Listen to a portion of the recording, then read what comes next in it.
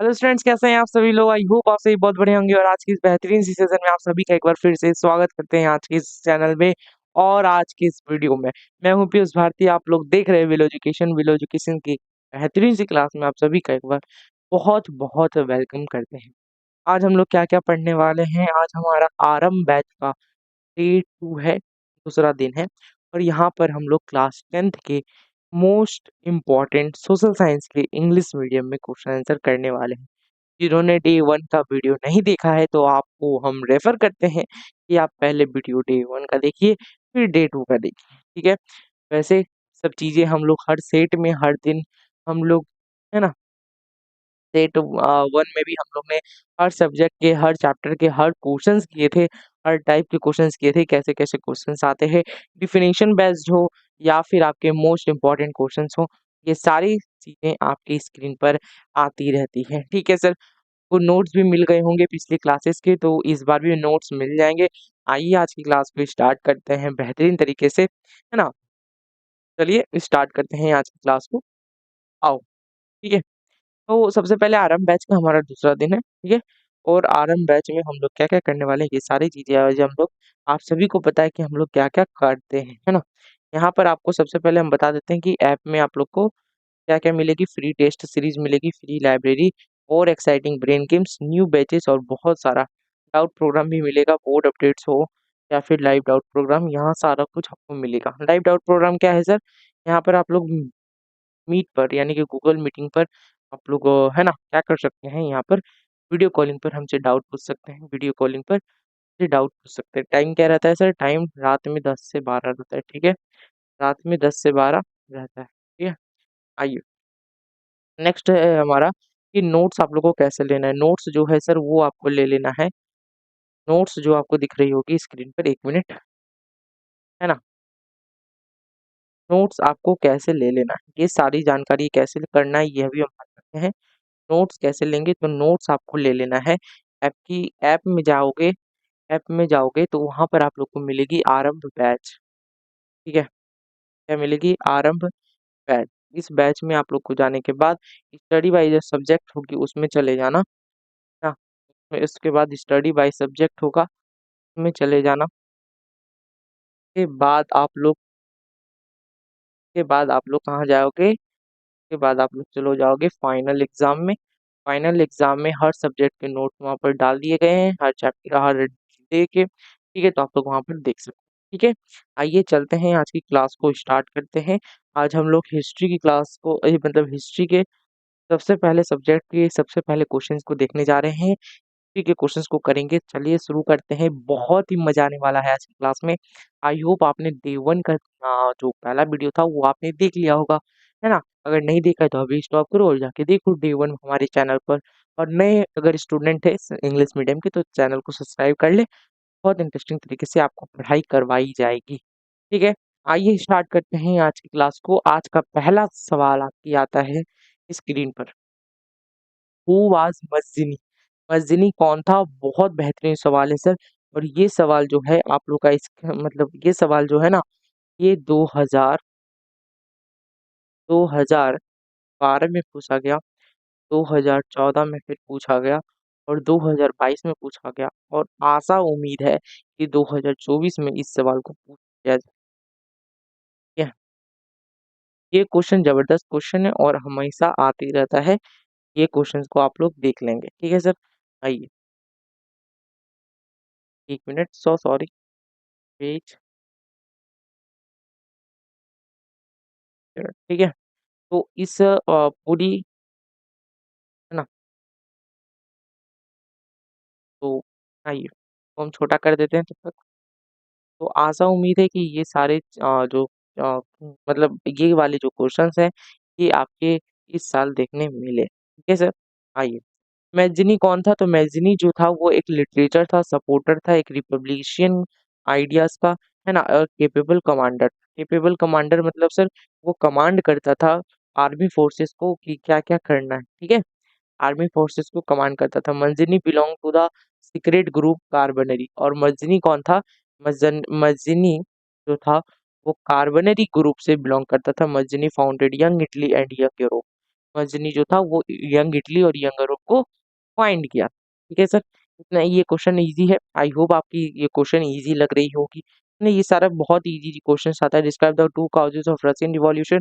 Russian revolution है ना, ये दो कारण को डिस्कस करना है, बहुत आसान सवाल है और ये सारी चीजें आप लोग को देख लेना है। ठीक है सर, आप पहले आंसर को पढ़ लीजिए, फिर हम आगे चलते हैं अपनी, हाँ इसको डिस्क्राइब कर देते हैं। ठीक है, आइए आगे चलेंगे और अपनी इस बेहतरीन सी क्वेश्चंस को डिस्कस करेंगे। ठीक है सर, आप इस क्वेश्चंस को देख लीजिए, तब तक हम आगे चलते हैं। चलिए देख लीजिए फटाफट से। ठीक है, मैं हट जाता हूँ, साइड हो जाऊंगा, आप लोग इसे स्क्रीनशॉट लेना होगा तो ले लें, उसके बाद हम हट जाते हैं। लो,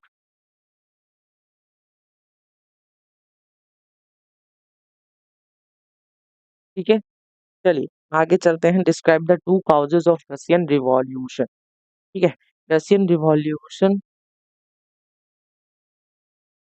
रशियन रिवॉल्यूशंस के दो कारण को डिस्कस करना है।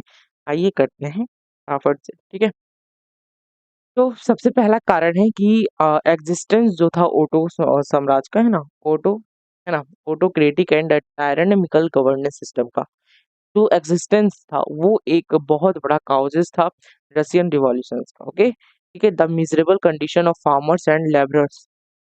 Okay, miserable conditions of farmers and labourers का क्या मतलब है? अलग अलग, मिजरेबल, मिजरेबल यानी कि, ठीक है, मिजरेबल यानी कि आप समझ सकते, miserable condition of farmers and labourers यानी कि जो मिजरेबल कंडीशन था फार्मर्स का लेबरर्स का, वो बहुत ही अजीब था, है ना। फार्मर्स और लेबरर्स का जो मिजरेबल कंडीशन, कंडीशन मतलब क्या होता है सर? जो उससे उसकी स्थिति थी मिजरेबल, यानी कि बहुत ही कठिनाई जो स्थिति थी फार्मर्स और लेबरर्स का, वो भी एक कारण बन चुका था हमारे रशियन रिवॉल्यूशन का। ठीक है, व्हाट इज हो ची मिन रूट? हो ची मिन रूट क्या है और ये क्या चीज है, इसके बारे में डिस्कस करेंगे। अभी रुक जाइए फटाफट से, इसके बारे में भी डिस्कस हम लोग करने वाले हैं। हो ची मिन क्या होता है, यानी कि हो ची मिन जो है वो रूट कौन सा है? वो जो रूट है वो एक रूट था Hanoi to southern Vietnam, Hanoi to southern Vietnam, passing through the border areas of Laos and Cambodia. Hundreds of unpaved and paved roads were connected to it. America had damaged it many times, but it is corrected again. हो ची मिन जो था sir वो एक route था, है ना। वो जो रूट था वो एक रूट था, कैसा रूट था सर? बहुत बढ़िया रूट था क्या? बिल्कुल बहुत बढ़िया रूट था।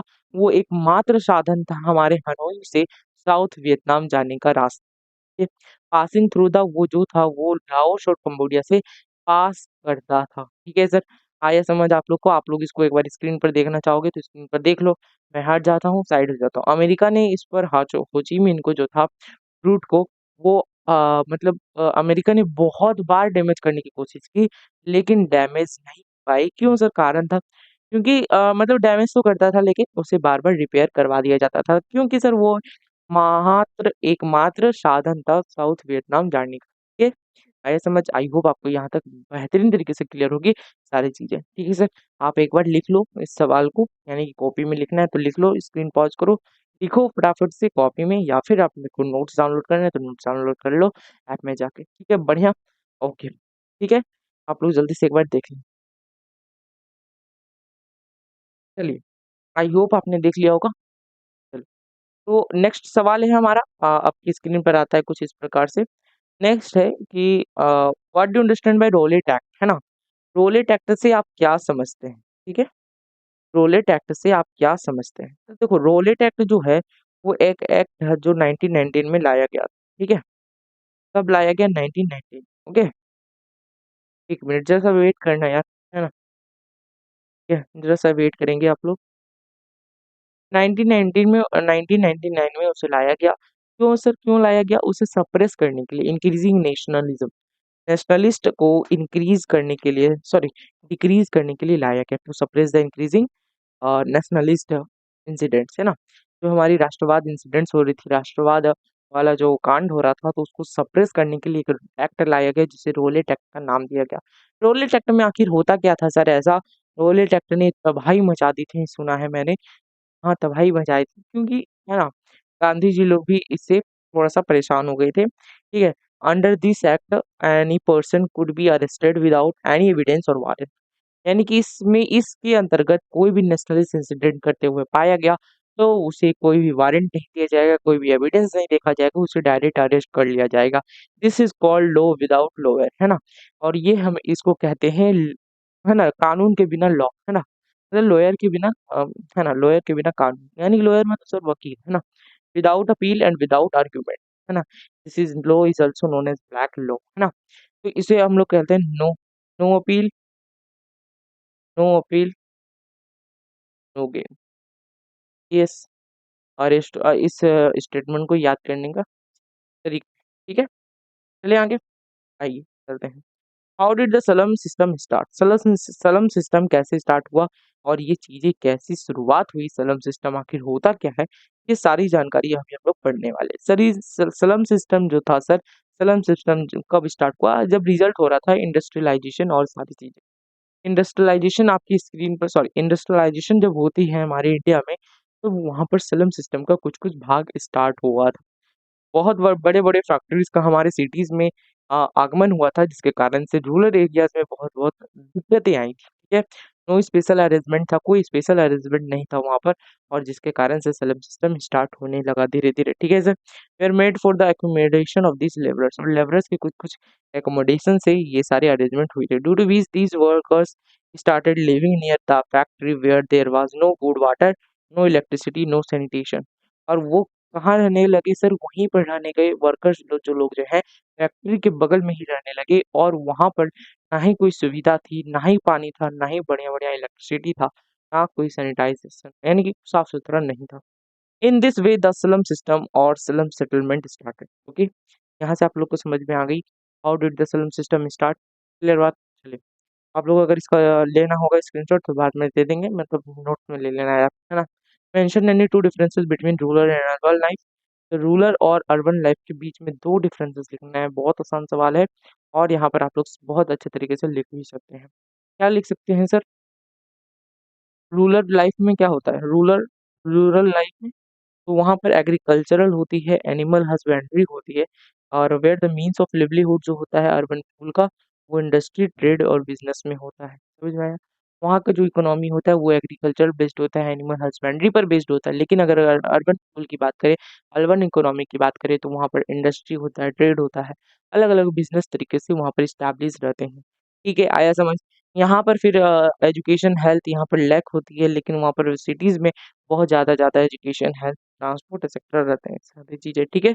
आइए नेक्स्ट क्वेश्चन चलते हैं, what do you understand bye economic crisis? Economic crisis से आप क्या समझते हैं? एक ऐसा सिचुएशन जहाँ पर डेवलपमेंट होती है एग्रीकल्चर की, इंडस्ट्री की, ट्रेड स्टॉप्स की, है ना? ऐसा सिचुएशन जहाँ पर डेवलपमेंट हो एग्रीकल्चरल इंडस्ट्री और ट्रेड स्टॉप्स की, lakhs of people become unemployed, है ना? In this crisis lakhs of people of जो थे वो अनएम्प्लॉयड हो रहे थे। क्यों? क्योंकि यहाँ की एग्रीकल्चरल डेवलपमेंट रुक गई थी, इंडस्ट्री डेवलपमेंट रुक गई थी, ट्रेड का डेवलपमेंट रुक गया था इसके कारण से, ठीक है? If banks and companies to go bankrupt and both goods or currency have no value in the market then it is called economic crisis और इकोनॉमिक रिसेशन ओके यानी कि इकोनॉमिक क्राइसिस वहाँ वो उसे कहते हैं जहाँ पर बैंक करप्ट हो जाए है ना बैंक करप्ट हो जाए और जो बोथ गुड्स और करेंसी जो है उसके पास कोई वैल्यू नहीं हो मार्केट में उसे हम लोग क्या कहेंगे इकोनॉमिक क्राइसिस समझ में आया आप लोग को आई होप यहाँ तक आपको सारे वैल्यू क्लियर होंगे how did the printing press reach Europe next question है हमारा प्रिंटिंग प्रेस जो है सर वो यूरोप में कैसे पहुंचा बहुत धुआंधार सवाल है और ये सवाल भी काफ़ी बार पूछा गया है। आप लोग की स्क्रीन पर जो सवाल आ रहा है ये काफ़ी बार पूछा गया है। आइए समझ चलिए नेक्स्ट क्वेश्चन चलते हैं यानी कि how did the printing press reach our Europe ठीक है। जो टेक्निक था प्रिंटिंग का ब्लॉक प्रिंटिंग का वो हमारा चाइना से लाया गया था इटली के द्वारा सर मार्को पोलो द्वारा। इसके कारण से सर टेक्नीक जो था वुड ब्लॉक प्रिंटिंग का उसे एक ट्रांसफ़र किया गया प्रिंटिंग मशीन में और वो गुटेनबर्ग जब आए तो वो स्पिनिंग व्हील बनाए और अलग-अलग प्रिंटिंग प्रेस का काम किए और ऐसे तरीके करके करके यूरोप में वो सारी चीज़ें पहुँच गए। ठीक है? क्लियर बात? चलिए आगे आई होप आपको यहाँ तक बात क्लियर होगी। ठीक है? यूरोप ऑल्सो ठीक है? अ उसके बाद अब चलेंगे सिविक्स पर, बेहतरीन सवाल होगा सिविक्स में भी। सिविक्स में भी आप लोग देखेंगे कि बहुत-बहुत अच्छे-अच्छे सवाल पूछे जा रहे हैं इसके अंतर्गत। तो चलिए आइए हम लोग सिविक्स के भी बहुत अच्छे-अच्छे सवाल को करेंगे, जहाँ पर आप लोग को इंटरेस्टिंग तरीके से समझ में आएगा। ठीक है सर? आइए, तो सिविक्स में कैसे-कैसे सवाल आएँगे और कैसे-कैसे करेंगे, ये सारी चीज़ें अभी हम लोग समझने वाले हैं। ठीक है सर? मैं यहीं खड़ा रहता हूँ आप लोग को, ताकि यहाँ पर दिख जाए, सारा चीज़ें दिख जाए यहाँ पर यहीं से, है ना? ताकि आप लोग को भी डिस्टर्बेंस ना हो। क्लियर बात? चलिए आगे, आई होप आपको यहाँ तक सारी चीज़ें क्लियर होगी। चलिए, ना, तो सिविक्स में स्टार्ट करते हैं हम लोग। Want to understand by power sharing. Power sharing से आप लोग क्या समझते हैं, है ना? पावर शेयरिंग से आप लोग क्या समझते हैं? तो जब भी इस तरह के स्टेटमेंट्स आएँ, what to understand by power sharing, तो आप लोगों को क्या करना है, बस आप लोग को डेमोक्रेसी ध्यान में रखनी है। डेमोक्रेसी का क्या मतलब होता है सर? हमारे राज्य में डेमोक्रेसी आती है, हमारे शहर में डेमोक्रेसी है, हमारी कंट्री में डेमोक्रेसी है, कैसी डेमोक्रेसी है सभी जानते हैं। सभी लोग यहाँ पर वोट कर सकते हैं, सभी लोग यहाँ पर अपनी मनमानी कर सकते हैं। फ्रीडम है सभी की चीज़ यार, फ्रीडम है यहाँ पर सभी चीज़ की, और बहुत सारी चीज़ें। ठीक है सर? और उसके बाद यहाँ पर आप लोग यहाँ पर लिख सकते हैं, क्या लिखेंगे? चलिए पढ़ देते हैं। Giving stake in the government to people of all sections of the society is called power sharing. है ना? कोई भी स्टेक हो, यानी कि कोई भी आपका जो अथॉरिटी हो, कोई भी चीज़ें हों, तो उस हर सेक्शंस को, है ना, सोसाइटी में फॉलो करने का नियम बनाना चाहिए, उसे हम लोग कहेंगे पावर शेयरिंग। आई होप आपको ये बातें क्लियर होगी और ये सारी जानकारी आपको पता होगी पहले से। मैं बस आपको रिवीजन करवा रहा हूँ एक क्वेश्चन की मात्र से, यहाँ पर कोई टॉपिक का पढ़ाई नहीं की जा रही है, समझ में आया क्या? यहाँ पर कोई टॉपिक की पढ़ाई करी नहीं जा रही है सर, है ना? क्लियर है यहाँ तक? चलें आगे। आई होप आपको बात क्लियर होगी। आपको दिख रहा होगा यहाँ पर, ठीक है यार? जो नहीं दिख रहा है, वो हम क्या करें, हम giving stake in the government, बस आप लोग को पढ़ लेना है, ठीक है? बीच में ही खड़ा हो जाएँ, जल्दी से बोलिए, जल्दी से एक बार कमेंट कर दीजिए यार। हाँ, चलो आगे चलते हैं, और चलिए अब आप लोग इसको नोट्स में देख लेना यार, नोट्स में आप लोग देख लेना, नोट्स में क्या कैसे-कैसे लिखे हुए रहते हैं। जिनको नहीं दिख रहा है वो प्लीज़ यार नोट्स में देख ले। नोट्स में ध्यान रखें, नोट्स आप लोगों को मिल जाएगी, चिंता करने की कोई ज़रूरत है नहीं। ठीक है सर? आइए। अब नेक्स्ट क्वेश्चन चलेंगे। नेक्स्ट क्वेश्चन से जाने से पहले मैं आपसे पूछना चाहता हूँ कि आपने सब्सक्राइब किया है, कि आपने लाइक किया है, कि आपने कमेंट किया है? जल्दी से एक बार बता दीजिए, फिर हम लोग आगे चलेंगे। ठीक है ना? कमेंट करेंगे यार। जो भी दिक्कतें आ रही है, जो भी कठिनाई हो रही है आप लोग को बोर्ड एग्ज़ाम में, बोर्ड एग्ज़ाम के अंतर्गत आपको कोई भी कठिनाई होने से सर, आप लोग को क्या करना है, एक बार कमेंट कर देना है, बस मैं आपसे यही चाहता हूँ। ठीक है सर? आइए। इसके बाद है what is the status of representation of women in the parliament of India? Parliament of India, इसका मतलब क्या है सर? पार्लियामेंट ऑफ इंडिया, है ना? हमारी जो पार्लियामेंट होती है उसपे वुमेन का रिप्रेजेंटेशन कितना है? वुमेन का रिप्रेजेंटेशन कितना है? द स्टेटस जो है वुमेन का, वो in the parliament of India, it is not satisfactory. Satisfactory का क्या मतलब है सर? वो संतुष्ट भाव में नहीं है, because before of the elections of the 15th Lok Sabha, the participation of women in the parliament was less than 10%. In the 15th Lok Sabha elections, its number was only 59 out of 545, which is only 11% of the total. सभी जगह यार, मतलब अगर अलग-अलग जगह की बात करें तो बहुत सारे लोकसभा में, अलग-अलग देश की बात करें तो वहाँ पर रिप्रेजेंटेशन जो होती है बहुत क्या रहती है, बहुत ज़्यादा रहती है, ठीक है। लेकिन अगर हम लोग इंडिया की बात करें तो यहाँ पर यार 59 आउट ऑफ 545 में रहती है। क्यों ऐसा होता है ये सभी आपको पता चलेगा जब आप ठीक है सर, ये क्वेश्चन था चैप्टर में, तो आप पढ़ लें, एक बार आंसर याद कर लेंगे, तो काफ़ी हद तक आपको मदद मिल जाएगी। ठीक है सर, आइए नेक्स्ट क्वेश्चन चलते हैं हम लोग। Now right about article 19 of the Indian constitution. Article 19 Indian constitution का लिखना है। क्या इसके बारे में लिखेंगे, ये सारी जानकारी अभी आप लोग को पता चल जाएगी। ठीक है, Indian citizens have been given the right to freedom through article 9। क्या करती है यार आर्टिकल 19? आर्टिकल 19 जो होती है वो राइट टू फ्रीडम प्रोवाइड करती है थ्रू आर्टिकल 19, है ना? Under this freedom of speech, freedom of peaceful assembly, freedom of forming an association, freedom of movement in any area of the country, freedom of resistance in any area of the country, and freedom of doing business and choosing livelihood have been, okay, बात clear है? क्या मतलब है sir? यानी कि इसके अंतर्गत freedom जो है स्पीच का, वो फ्रीडम है आपको, पीसफुल असेंबली का मिलता है फ्रीडम, मतलब इसमें क्या बात करती जाती है, सिर्फ right to freedom, only right to freedom. आपको अलग-अलग तरीके से फ्रीडम मिलेगी, और फ्रीडम का नाम क्या-क्या है ये सारे आपको इसमें लिखा मिल जाएगा। लोग अगर नोट डाउनलोड करोगे तो आपको मिल जाएगा। नोट्स आप लोग को अवेलेबल है ऐप पर, आप लोग ऐप पर चले जाना। ठीक है सर, बात क्लियर है? चलें आगे, बोलो फटाफट। चलते हैं आगे। फिर जाने से पहले सर, आगे जाने से पहले आप ये क्वेश्चन देख लो। एक बार कॉपी में नोट करना चाहते हो तो नोट कर लो, स्क्रीनशॉट लेना चाहते हो तो स्क्रीनशॉट ले लो। मैं साइड हो जाता हूँ। बात क्लियर है? चलिए, तो आई होप आपने लिख लिया होगा, सारा चीज़ें लिख लिया होगा, सारा चीज़ को क्लियर कर लिया होगा। चलिए आगे चलते हैं और आज की नेक्स्ट क्वेश्चन को देखते हैं, ठीक है? आ जाओ फटाफट से नेक्स्ट क्वेश्चन देखते हैं। What is called a national political party? कल हम लोगों ने देखा था कि मतलब नेक्स्ट वाली पिछली वाली जो क्लास थी, उसमें हम लोग ने देखा था नेशनल पॉलिटिकल पार्टी, है ना? क्या कौन-कौन सी होती है? तो आज जानेंगे कि आखिर होती क्या है नेशनल पॉलिटिकल पार्टी, ठीक है ना? To get recognition of national political parties must win at least 4 seats in the Lok Sabha of the state, along with securing 6% of the total. चलिए, हो गया होगा आप लोग का, कंप्लीट हो गया होगा, लिख लिए होंगे और अच्छे तरीके से सब कुछ कर लिए होंगे। स्टूडियो थोड़ा सा चेंज है, कोई बात नहीं है। स्टूडियो हल्का सा चेंज कर लिया है मैंने, ठीक है? और आपको थोड़ा सा हम छोटा दिख रहे होंगे, कोई बात नहीं है। चलिए आइए स्टार्ट करते हैं, अपने ये सवाल को पढ़ लेते हैं। What is called a national political party, है ना? To get recognition as a national political party जो होती है must win at least 4 seats in the Lok Sabha of a state along with the securing 6% of the total valid votes cast by 4 or more states in the elections to the Lok Sabha or Assembly. It is necessary to win or it is necessary to win at least 4 seats in the Lok Sabha or it is necessary to win at least 2% in the Lok Sabha, है ना? That is 11 seats which should be from at least 3 states, okay? तो यहाँ पर बात क्या हो रही है कि अगर आप लोग, है ना, to get recognition as a national political party, अगर आप लोग को नेशनल पॉलिटिकल पार्टी में जाना है, नेशनल पॉलिटिकल बनाना है, तो पॉलिटिकल पार्टी को एक कम से कम 4 सीटें को जरूरत पड़ेगी लोकसभा में, और जो स्टेट का 4 सीट होना चाहिए और 5% जो है टोटल वैलिड वोट्स होना चाहिए बाय 4 और more states in the elections to the Lok Sabha और असेंबली, ठीक है?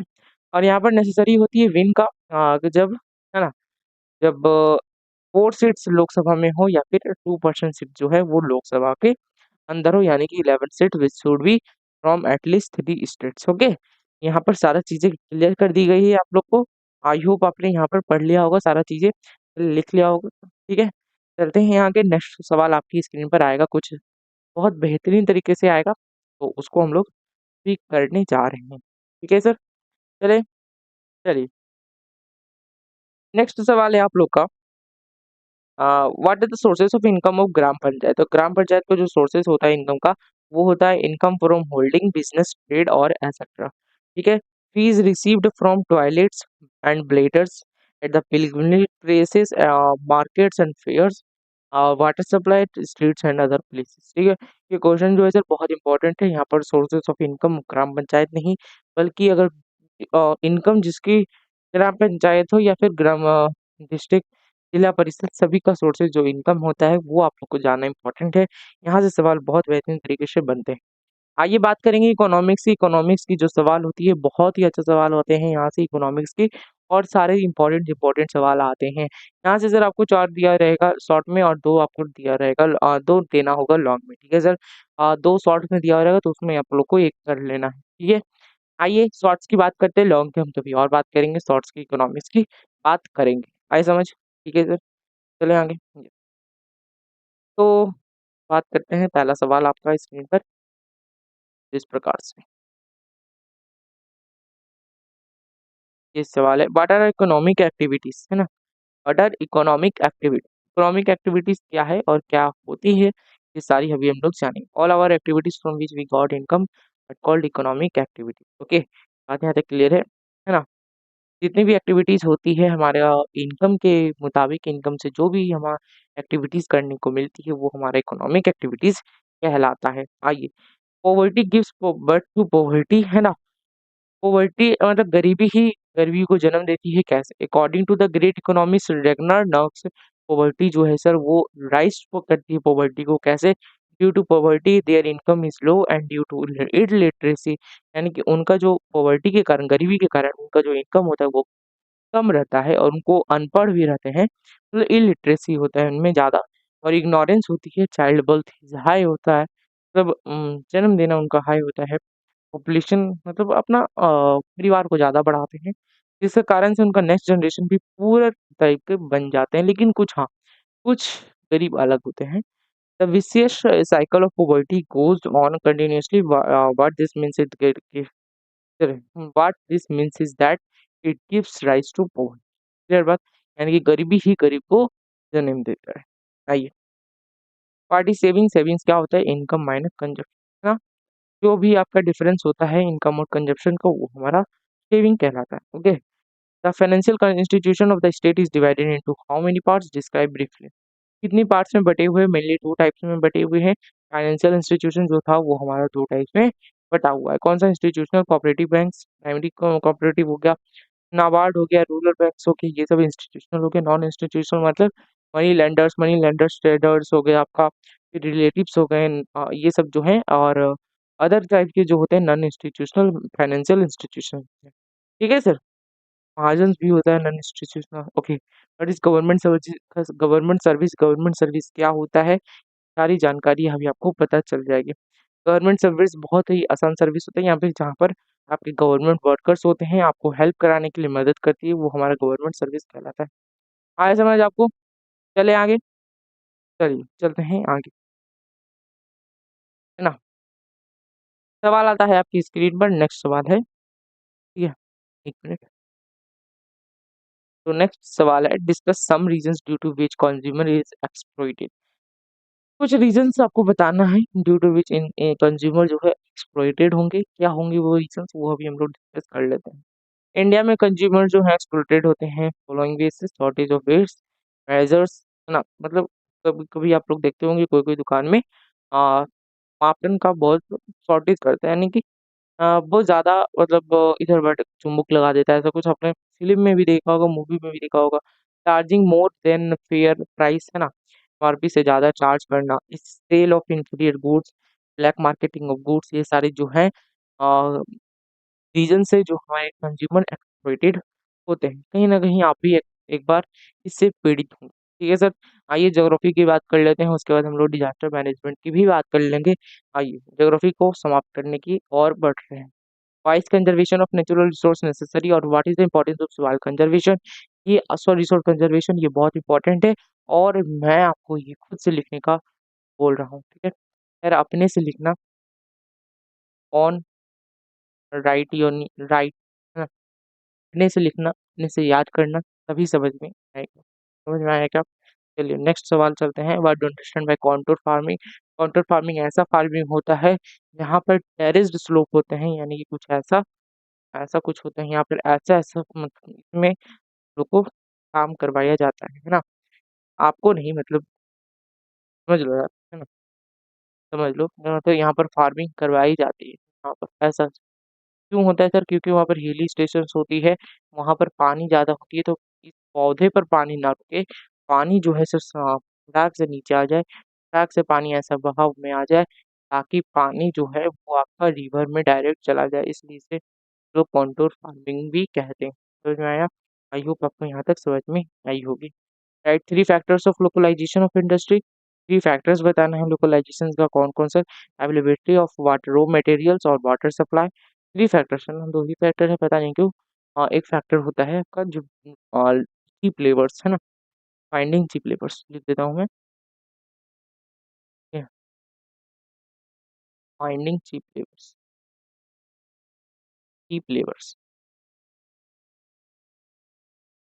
लेबर, ठीक है? हाउ इसको हम राइटिंग में,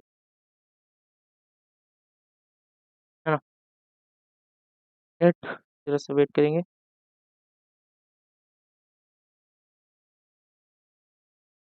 चीप लेबर, ओके?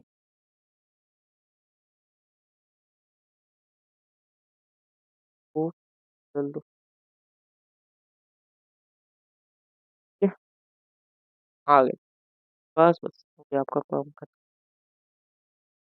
रुक जाओ यार,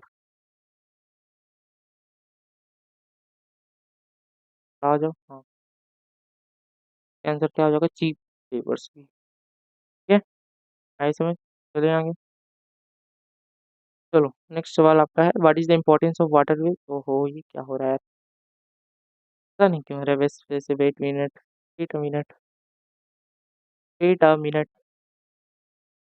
what is importance of waterways for India. Waterways का इंपॉर्टेंस क्या है आपकी जिंदगी में, आपके लाइफ में, ये सभी आप लोग जानते हैं। चीपेस्ट मीन्स ऑफ ट्रांसपोर्ट, है ना।